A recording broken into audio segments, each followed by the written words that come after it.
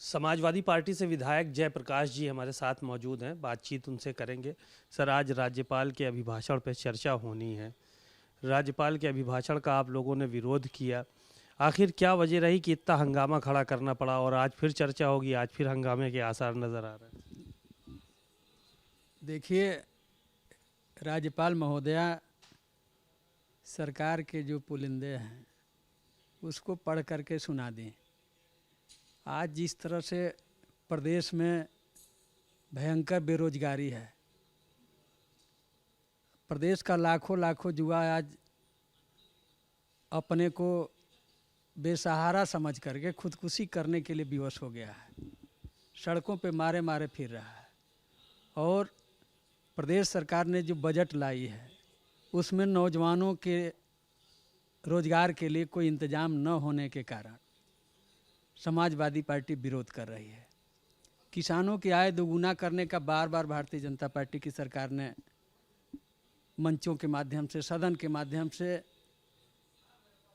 ऐलान करने का काम किया, लेकिन किसानों की आय दोगुनी क्या होगी। किसान आज इस तरह से ठगा महसूस कर रहा है कि उसकी लागत नहीं निकल पा रही है।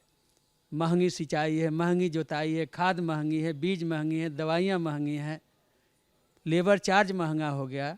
और किसान कैसे कैसे अपने जीविकापार्जन चलाने के नाम पर वो अपनी खेती कर पा रहा है।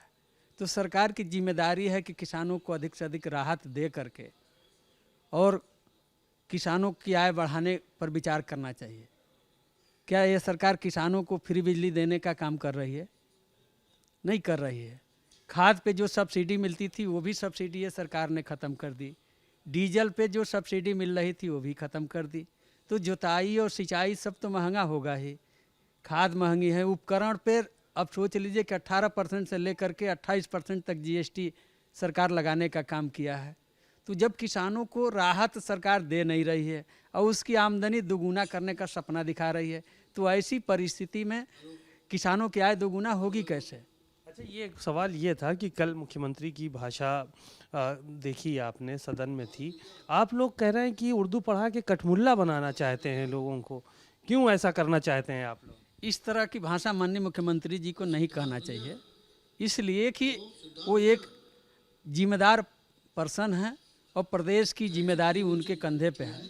उनको हिंदू मुस्लिम से, चाहे किसी लैंग्वेज से, किसी भाषा से कोई मतलब नहीं रहना चाहिए। उनको तो सबको ले करके चलना चाहिए, इसलिए कि पूरे प्रदेश के वो मुख्यमंत्री हैं।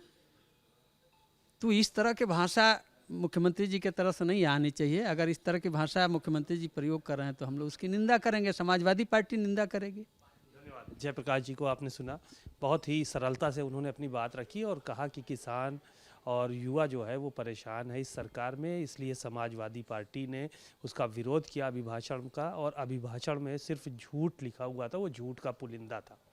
कैमरामैन मेहदी हसन के साथ सीमा नकवी, भारत समाचार, लखनऊ।